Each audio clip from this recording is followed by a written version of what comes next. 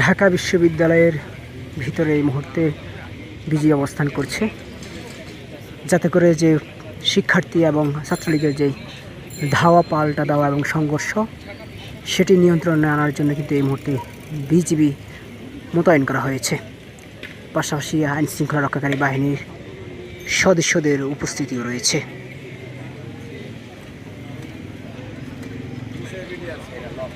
যদি একটি কথা আপনাদেরকে বলে রাখি যে সকাল থেকে রাজধানীতে বিভিন্ন জায়গায় দফায় দফায় সংঘর্ষ এখনও কিন্তু চলমান রয়েছে বিভিন্ন জায়গায়।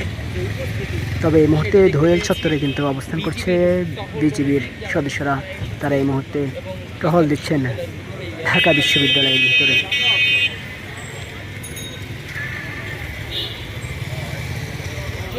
আমরা যদি যেমনটি দেখেছি সকাল থেকে রাজধানীর সায়েন্স ল্যাব